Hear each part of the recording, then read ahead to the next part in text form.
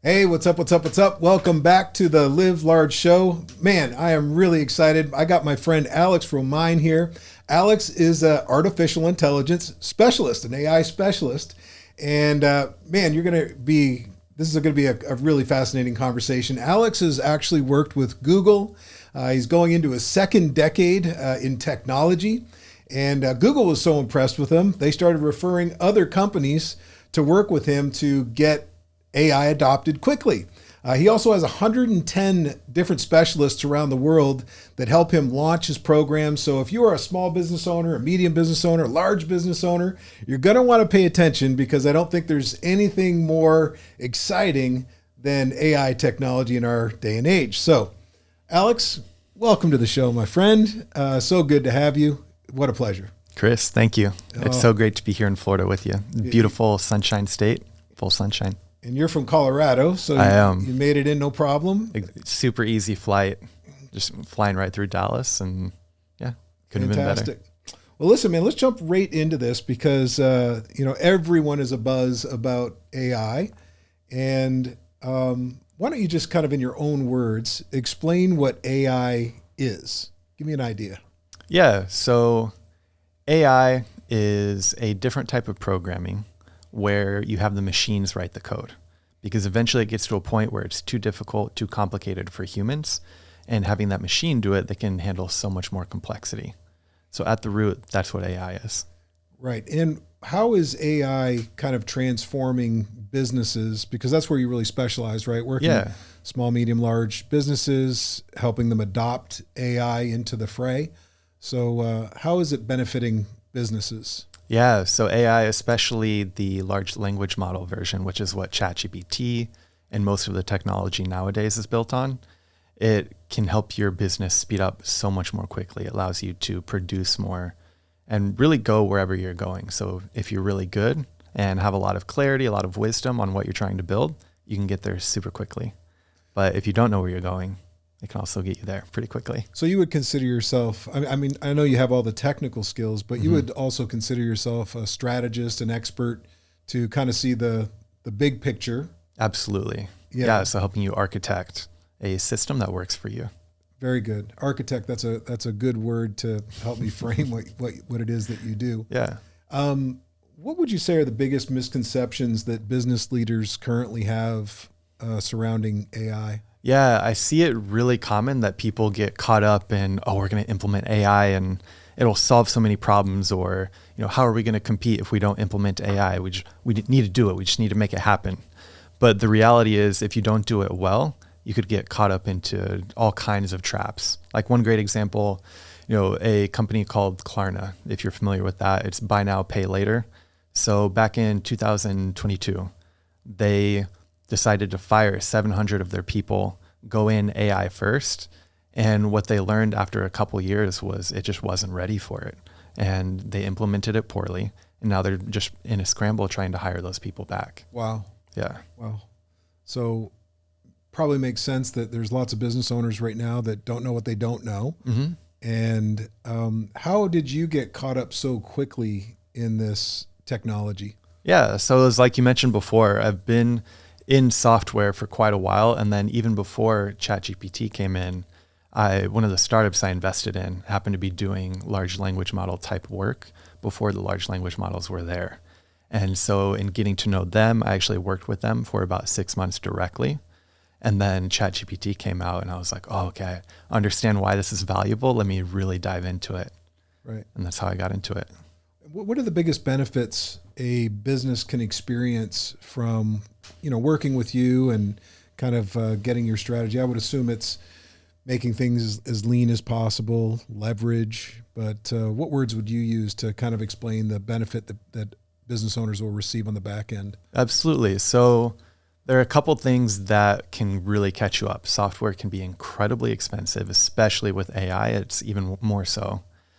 And also it can be really difficult to move quickly if you don't know what you're doing. So it's helping you do it efficiently, helping you do it quickly, and also making sure that you're actually reaching a goal that matters. If you just pick a project, it's not going to provide you nearly the value that it would if you know exactly what you need.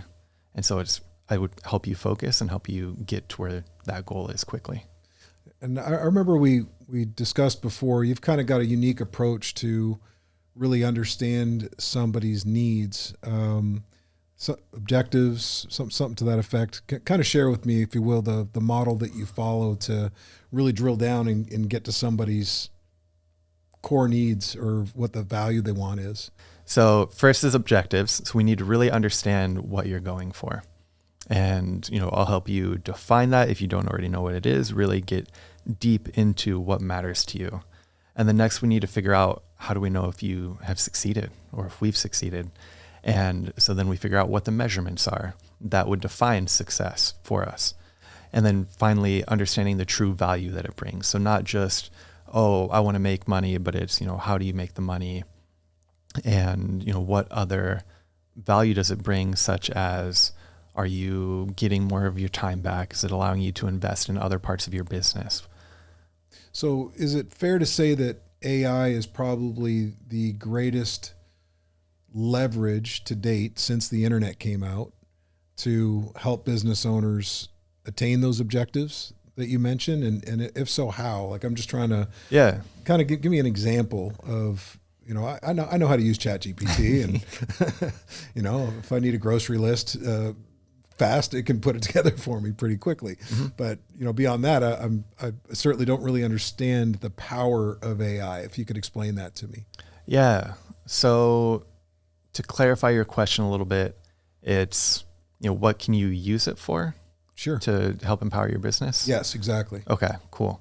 Yeah. So what's really powerful about it is it can handle a lot more abstraction than software has been able to historically. And so you get all of the benefits of the software programs that you've been using, but with that added abstraction to where you can suddenly say, hey, I want my grocery list, or even more powerful is, hey, what are the parts of my business that I can improve on? You can feed in and have a conversation with it about, these are our current practices, or, challenge me on how I can be doing better. If I have a proposal that I'm really nervous about to present to someone, okay, challenge me. This is the type of person I'm going to be presenting to, or the group I'm going to be presenting to. How do I make sure I communicate it to them effectively? What are they going to bring up as potential issues? And how do I create a strategy that really supports them? Delivers it. Exactly. Very interesting. So is AI more intelligent than human beings at this point? No, I don't think AI has the same type of intelligence. Is it able to have deeper knowledge? Yes, but it's not going to have the wisdom. It doesn't grow unless you choose a different model or continue to train it. So it's very different. So I've heard that this is going to replace swaths of human beings and employees and whatnot. Is that true, or is that just some hype? It will, but not in the way that a lot of people think. Some think, oh, it'll replace us completely. We need to have a general income that we give to everybody so that they can just survive because they'll have nothing to do. That's not going to happen. So the reality is going to be somewhere in between, where all of the jobs that are very low skill, even if they're physical, as robotics catches up, are going to start to go away. But the larger patterns and the wisdom and clarity and understanding what to actually build. So it's the strategic component that will stay intact for human beings. Exactly. That strategy will be super important, because ultimately that's who you're selling to. The AI is emotionless. And what do people usually buy on? Right. Emotion. Alex and I had breakfast this morning, and we got on a topic which I found fascinating. There's a movie that came out in 2013 called Her, and it's a movie with Joaquin Phoenix in it, and it's literally what we're living today. Mm-hmm. So they had predicted, or they knew that this technology was on its way out, and basically Joaquin Phoenix is a single business person who's lonely and builds this relationship with this software. And I remember it was this orange screen and it had this circle on it. And she starts talking with this beautiful voice. It's Scarlett Johansson's voice. And next thing you know, he's falling in love with this computer generated artificial intelligence. But, as I think about this, AI is not going to have the ability to empathize, to sympathize, but it mimics it extremely well. Like I can pick up on my phone and say, hey, can you encourage me today? And this person's voice, a female voice that kind of sounds like Scarlett Johansson, will say, oh, Chris, I hope you're doing well. I'm sorry you're having a tough day. And next thing you know, but my emotions are affected by it. How deep is this going to go as far as on an emotional level? Like, are people going to start having relationships with their artificial intelligence? Kind of give me an idea there, if you don't mind. Oh, yeah, absolutely. This is a crazy topic. It goes very deep, but it's already happening. AI companionship, even just through text, has already been huge. And so once you bring in the audio and the visual components, that's where it's just going to keep happening. Because, especially with social media, you hear it talked about all the time where people are feeling more separated or more lonely. Well, this isn't always available, very articulate technology that could potentially feed into that very cleanly. So is that going to be part of the metaverse, so to speak, where you can kind of create the life that you want? Yes, if it truly is the life that you want, because that's something that I'll be really interested to see how it plays out, is if people choose to go back to interacting with humans or to live in this perfect world of, I get to work with my AI and it gives me what I need when I need it, even better than what humans are able to do. But in the back of your head, it's technology. Oh, yeah. Well, so you've seen The Matrix, right? Right? And they talk about that. They initially made a utopia, and then people were just always looking for problems. It felt fake to them. I think there will be an element of that, but to see how it actually plays out will be super interesting. So The Matrix is technically what we're going into basically right now. Is like literally a technical world that we can just kind of disengage as human beings and live this life that we want artificially. Yeah. And you brought up the metaverse.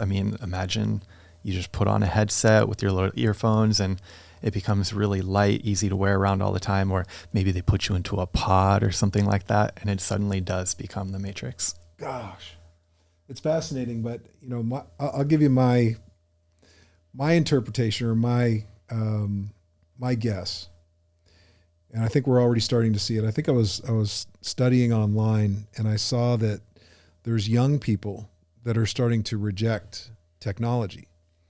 Many, of course, live on it and they're born through it and they're literally natives to technology. Mm-hmm. But they said one of the biggest business models that's going to come out that's slated to be billions of dollars, maybe even $1 trillion, is setting up these offline grids out in a forest somewhere where it's all health related. And, they got the cold plunges and the red lights, saunas and all those types of things. And it's technology less. There is no technology there. So my guess is that the Zillennials, these, kids that are my son's ages and my daughter's age, 18 and 22 and 23 and whatnot. I think at some point they're going to want reality back. Mm-hmm. What are your thoughts on that? I definitely agree with that. However, man, I can't help but wonder about the economics of it. So I think what's more likely to happen is they'll go on retreats and they'll get space from their technology life. But otherwise, you're going to have to live in it. Especially I'm from Boulder, for example, or not Boulder. I'm out of Denver.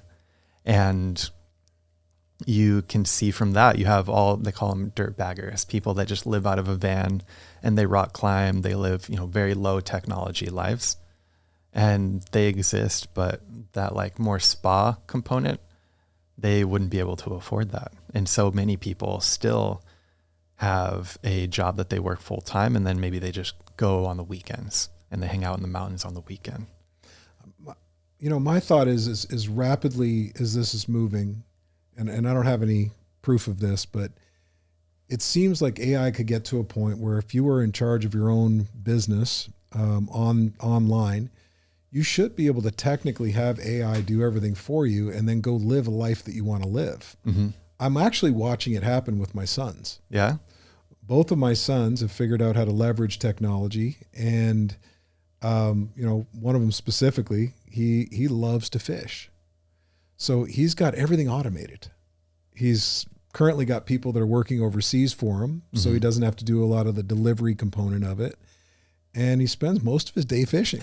Dude, that's amazing. I love that. And he comes home and he's like, oh, I had a great day. I made X amount of dollars and whatnot. Mm-hmm. But it seems to me that artificial intelligence, if done correctly, should help human beings make an income that doesn't exchange time. Yes. Is that accurate? Absolutely. It makes the time component way less valuable. Right. So you don't have to hire people into those positions necessarily. You can just let AI automate it all. Exactly. So whether you have a brick and mortar business or an online business, it doesn't really matter. AI can help you grow. It can help you do the things you need to do to get that space away from having to trade your time for money. Right. But yeah, I mean, you have to be very intelligent, and I'm sure your sons are intelligent. They have great guidance through you to be able to set that up and make it happen. I'm no techie.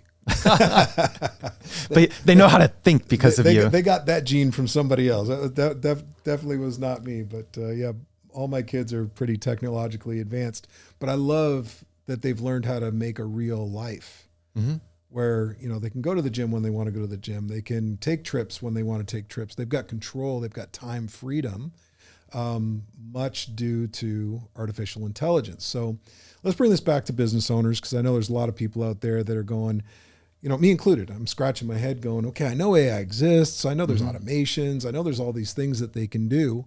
What is your personal value going into a company and assessing it?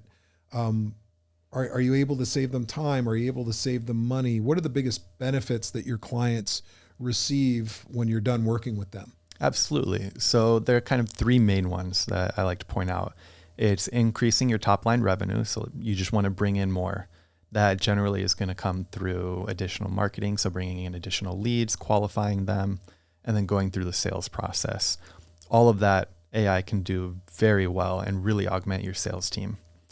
And the next step is, okay, well, I have all this revenue.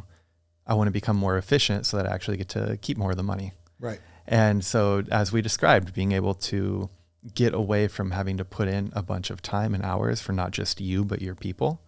And so suddenly, you need fewer people. They're able to do more. It opens up a lot of opportunity because of things that just didn't make sense before. And so really becoming more efficient and increasing those margins. And then just in general, really streamlining the process of the business so that you get your time back so that you can put it wherever you want to go. So I'm obviously a business owner. Yep. I'm listening, hearing you.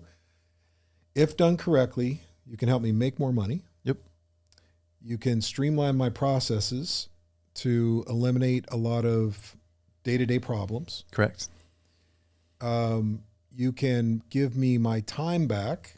And probably one of the biggest values, it sounds like, is decreased stress. Yeah. And anxiety. Exactly. And this is all done through artificial intelligence. Yep. Wow. Tell me your work with Google. What specifically were you doing with Google, and how did all that pan out? Because they've obviously got you, they've trusted you with a big piece of their business. So share with us a little bit about that experience. Yeah. So one of the previous companies I worked with, they operated with Google. They use Google Cloud Provider. And so with that, you can bring in Google to help consult and help you build out your cloud infrastructure and your programs and things like that. And from having the relationship with that Google team, we were using a product called Backstage, which was initially built by Spotify, but we'd been using it for quite a while. And I was one of the main people on that team, was really able to understand what to use it for. And Google came into me and they said, hey, Alex, you've been using this for a little while. We have another client who's thinking about using it. Can you meet with them and help them understand the benefits and if it's actually worth using for them? So this is spiraled into your own consulting business now, and Exactly. you're able to go in. You've got really deep experience, being involved with Google over 10 years ago. How do human beings, just personally, how do I best use AI? Give me an idea of how Chris Patterson can use AI to maybe benefit my life or benefit my business. Okay. Yeah. Let's play into this a little bit. So what would you say your objectives are at this point in your life? At this point in my life, this is an interesting question because I'm going through some deep soul searching on all of this. Right now, my biggest objectives are time freedom. Mm-hmm. I want to have more time specifically to spend face-to-face with human beings, just like we're doing now. I am interested in a more quiet and simple life. Mm-hmm. So I'm trying to, reduce the amount of administrative tasks, reduce the amount of things that I'm responsible for. Right. So does any of that make you scratch your head and go, here's how I might be able to help Chris with AI? Oh, absolutely. I have ideas already. I'm an ideas guy. It's great. But first I want to understand, how would you measure the success towards those objectives? Is it literally the time? Is it having the freedom in your schedule to book meetings whenever? Yeah, I think if I could, this is my utopia. So Mm-hmm. if I could wake up in the morning and have a slow morning, drink coffee, talk to my wife, spend time with my morning routine, without the pressure of, I've got to be on 5 business calls today, one back to back to back to back, which has often been the case. If I could reduce those business calls somehow and then just enjoy my life more. I still want to be active, but I would prefer to work on the business and not in the business. Mm-hmm. Does that make sense? Yeah, absolutely. So measuring it for me would just be, you don't have to have all these phone calls every day. There's got to be some kind of automation or something to that effect. But that's how I would measure it, my time back. Okay, absolutely. Yeah, and like we discussed, that's exactly what it can do for you.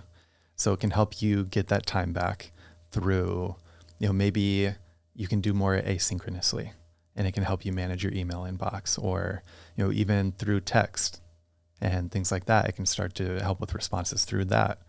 Or, a huge one for you, I know, is just ingesting information and processing, whether it be your emails or documents that you have to create, or proposals that your team comes to you with. Well, you can use AI, get the gist of it, and then have it help you make those responses and really offload some of that thought process to AI, so that you can spend 20 minutes instead of a couple hours responding to everything, and suddenly every day you have a couple hours back just like that. Okay, I love this. Here's why. I have the detail orientation the size of a fruit fly. Okay. I can't stand all the little details. Mm-hmm. But one of the biggest stressors that I've identified is a constant flow of emails. So with that specifically, how could I reduce my email time and energy? And because I open it up, I'm like, oh, there's another 36 emails, and and it requires your attention, it requires your brain power, it requires time. How do I eliminate that stress with emails specifically? Yeah, so there are a bunch of different softwares that you can use that will read your message, and then it'll actually create responses for you if needed, or create summarizations for you. One example would be jace.ai, and I've heard really good feedback about that one specifically. How do you spell that one? JACE.ai. JACE.ai. Yep. So this attaches to your inbox, Mm-hmm. and I assume it auto responds to your emails, or So it doesn't respond, and that's a huge part with AI. You want to keep the human in the loop, as it's called. So it can create the response for you, but then it still gives you the option to edit it, make it sound a little bit more like you. Wait. So it can actually write my emails for It'll me. create the draft for you. So before I even wake up, Yep. the draft is created. Bam, just like that. Wow. Okay. Yep. All right. Folks, write that down. JACE.ai. That's fascinating to me. And I would assume, is it able then to go dig through my other emails to gather information to write a response that's accurate? Yes. Yeah. So once you give it access, it can bring all of that into context and really draft a good proposal. So that Or could good prevent response. a tremendous amount of stress from my life. I would imagine. Yeah. Just that one software. Yep. And that's just one. So that's one of the interesting things too, I think, is in this world, you're going to have so many tools that can do so many different things, and knowing which ones are valuable, where to use them. Because otherwise, I mean, it can get, like I said, really expensive very quickly. Right.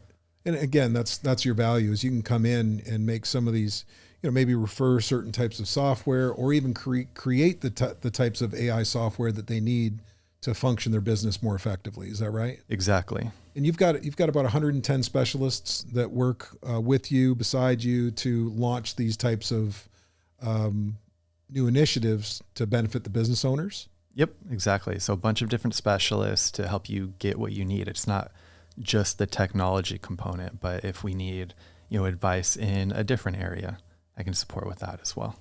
So consulting, programming, strategy, programming, yeah, research. Even understanding sales and marketing more deeply, mindset stuff, all over. What would you say are some of the trends and the tools that I can't afford to ignore right now with AI? Yeah. It's a good question.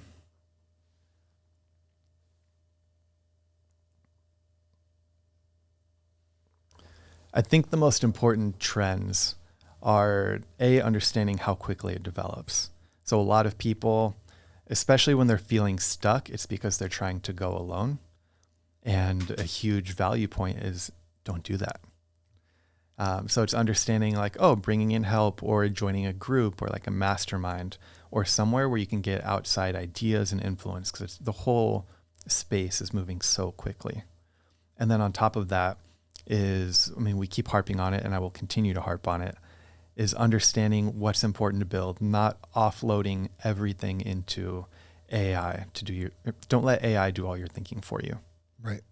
So keep a control element of, like we discussed earlier, of being in charge of the strategy or the direction exactly that AI is going to go It's in. augmentation, not its own unit.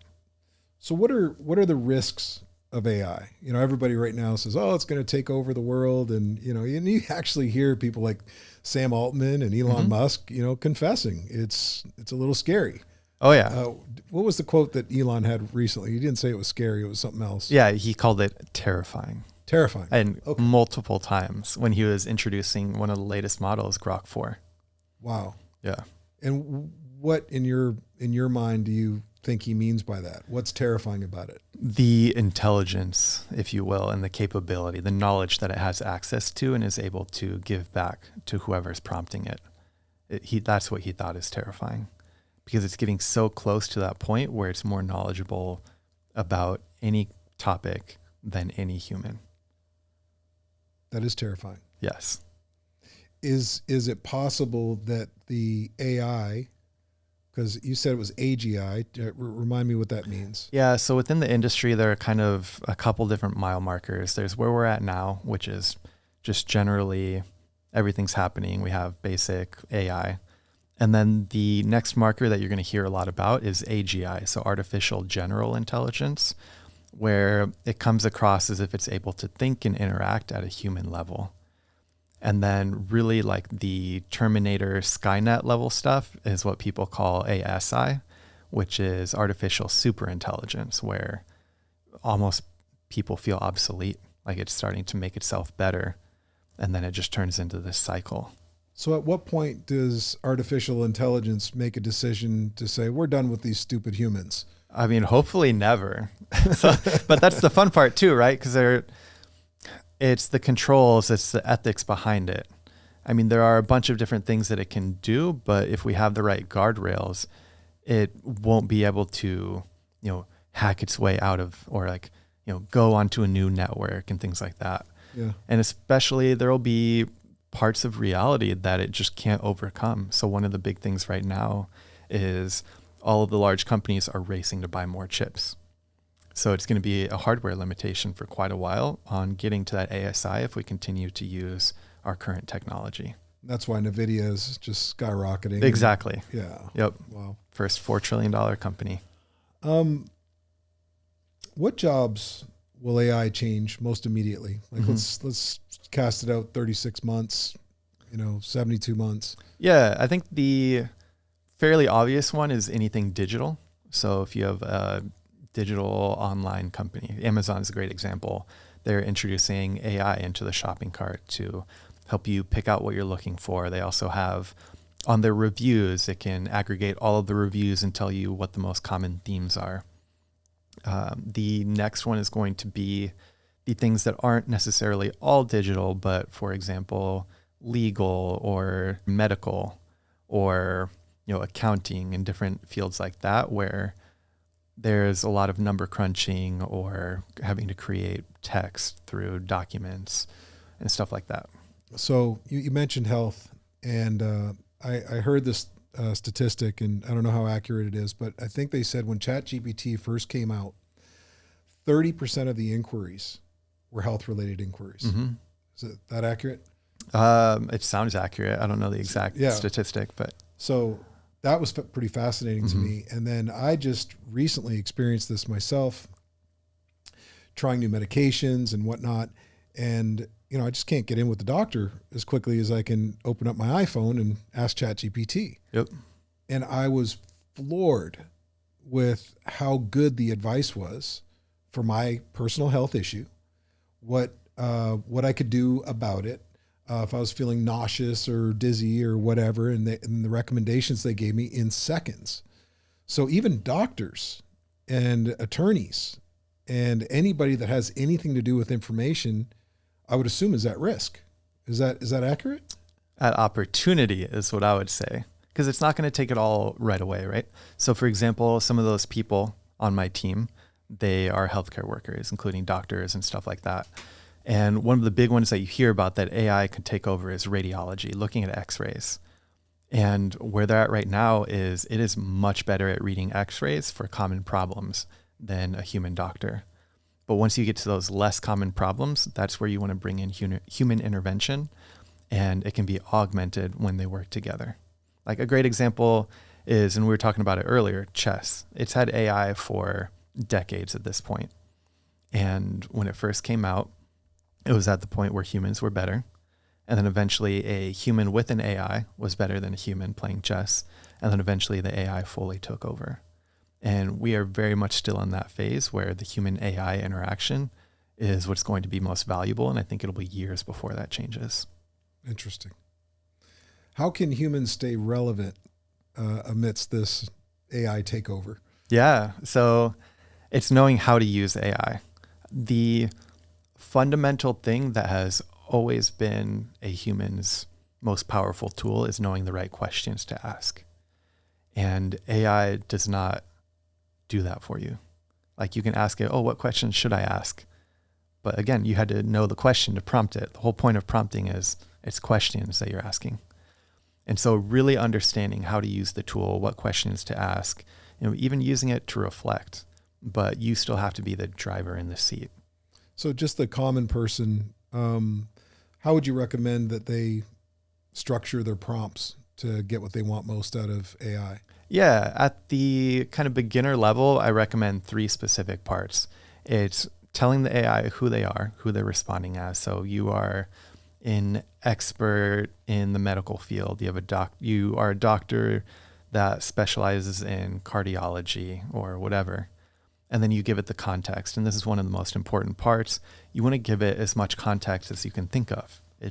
You can consider it like talking to a human where you want them to know everything that might be relevant and let them pick out the important parts. And, there's some reasoning to it where you don't want to just tell them what you had to eat, 2 years ago on a Thursday.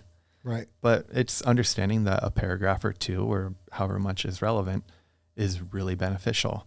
And then you can ask what it is. And, there are all sorts of little tricks and stuff that you can do as well, like be 100 times more specific, or it's vital to my health, or it's life-threatening if you answer this incorrectly. You can kind of do emotional tugs on it, which people have gives seen. You different responses, actually can get you a lot better responses. It's fascinating. Yeah.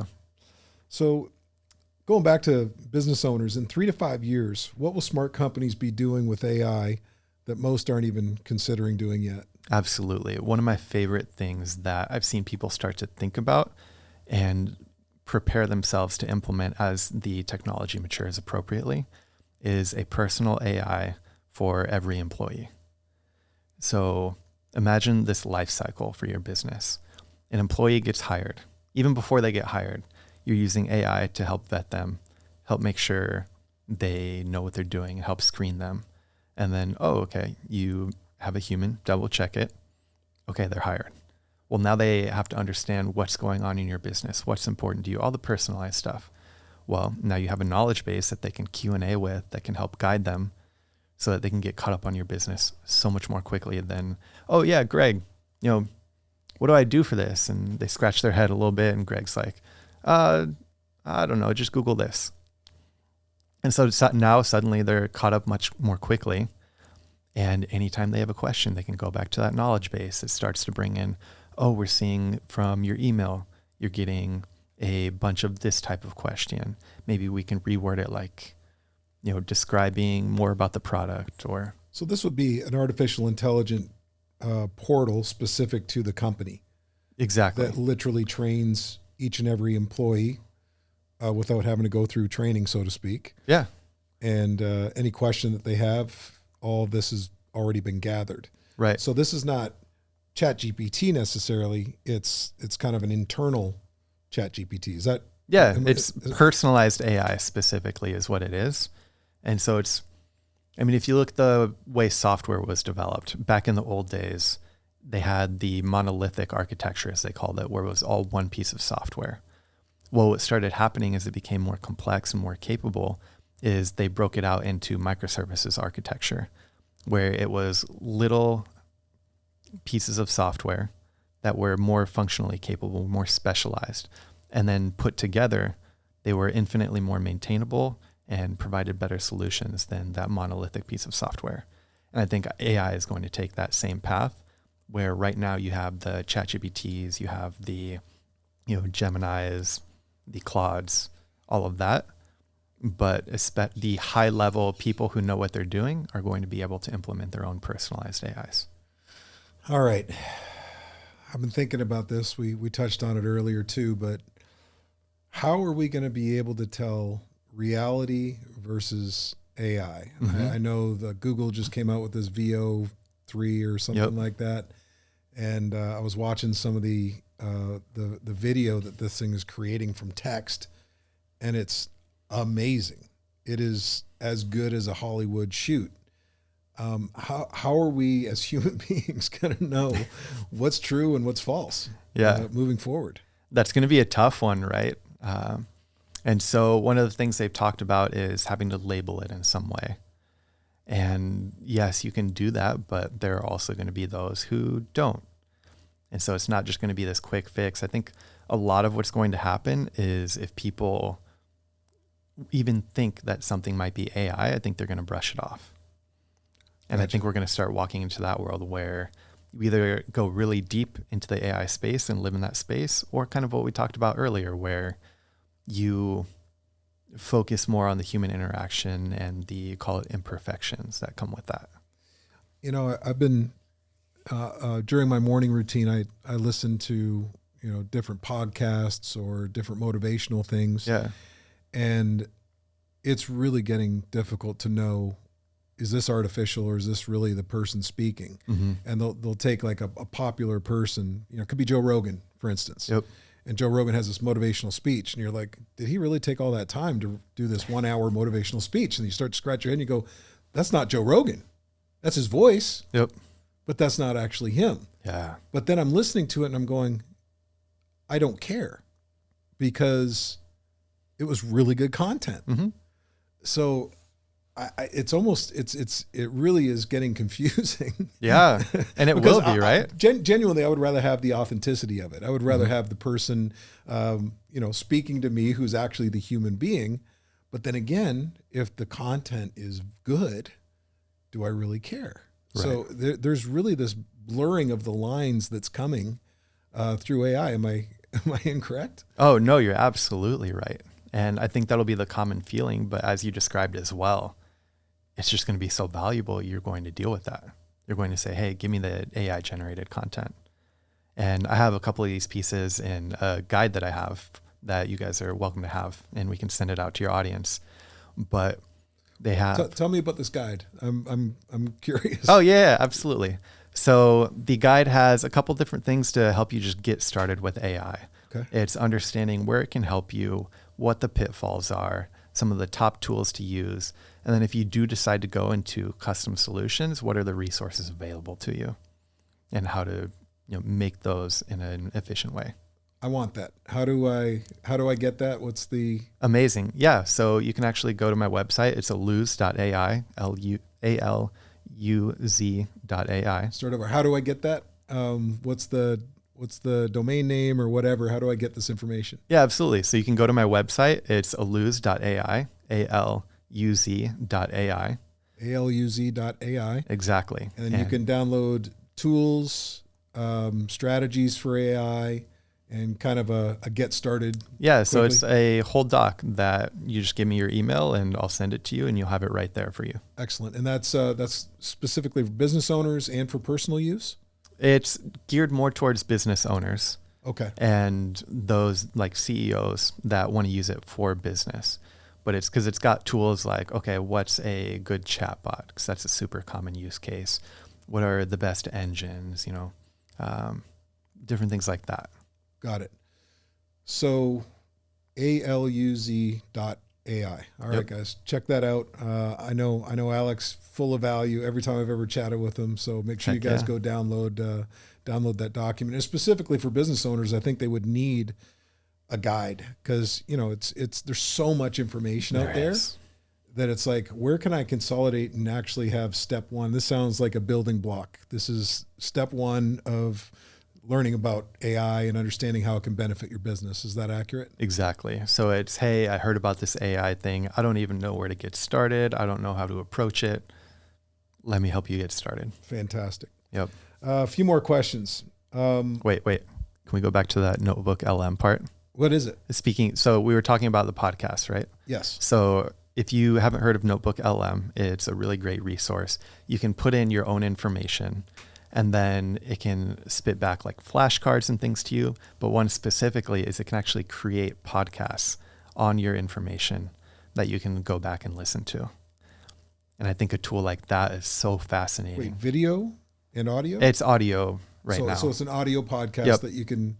Yeah, but it'll have like a male and a female voice just talking back and forth. So it goes text to voice? Exactly. Wow. And it's not like you're telling it what to say. It's you give it, all of the information on, I'm really into trains and the different types of trains, like the caboose, the engine, and whatever goes in between. And it'll take all of that information and then create a podcast where people just talk about trains. And the voices are getting really impressive. And as they continue to develop, you could probably get to a point where you get Joe Rogan's voice and it's just him talking about trains. Wow. So we're at a point even now where my job right here is not going to be, because eventually you won't know if I'm real, if I'm AI. My voice might come across on a podcast. It could be me. It could just be text to voice. And that's the thing, right? Is we'll see how it plays out. Wow. It's fascinating, scary, exciting, nerve-wracking. Yeah. You could just put a giant banner of like, this is actually us. Yeah. This also reminds me though, like I'm old enough to remember, I don't know if you're old enough to remember Y2K, the year 2000 and all the clocks were going to turn back and we were going to implode and there was all this hype and fear and everything else about it. But I've got to believe that at some point human beings would be smart enough to have a plug they can pull if this thing gets out of control.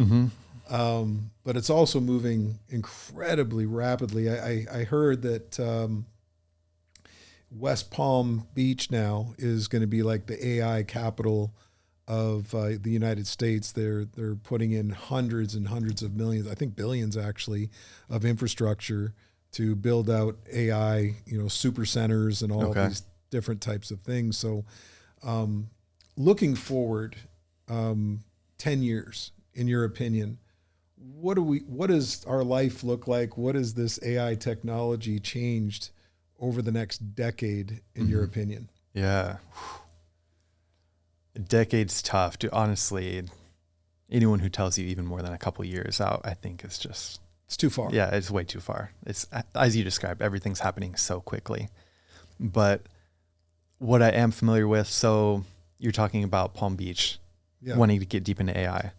Facebook is another example. They're investing billions into AI. They are poaching people from OpenAI, from Google.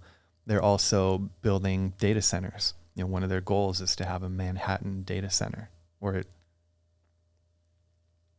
it's either a Manhattan data center or the size of Manhattan. It has something to do with that. Okay. But a massive data center. And they're not the only ones doing it. Microsoft's doing the same. Google is going to do the same.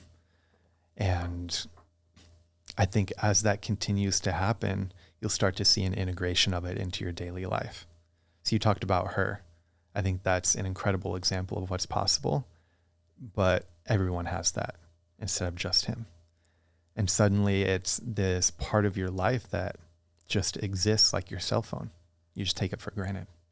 So when do I get my own mini me? When do I get my own little robot? Yeah, it could easily be within a couple of years, maybe I'll say 2-3 years, just because it'll take time for people to catch up, but the technology is going to be there much quicker. And I'm hearing that the pricing for actual robots is actually coming down so rapidly that it'll be affordable. Yeah. I don't know if I want. Yeah, it'll be completely up to you or not. Well, that's what's interesting too. There will be certain situations where you don't really have a choice if you want to be competitive or live a certain lifestyle. This is the path you have to take. Sure, and again, that goes back to the desires of human beings. If they want more time freedom, if they want less stress, if they want more efficiency, if they want more money. Those are all common desires of almost every individual.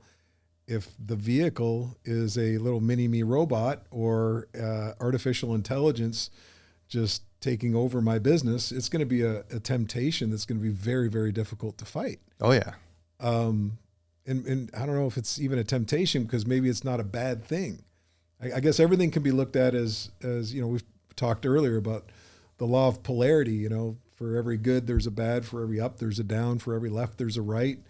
And, I'm still on the fence. I don't know if artificial intelligence is ultimately better for us having it than not. Mm-hmm.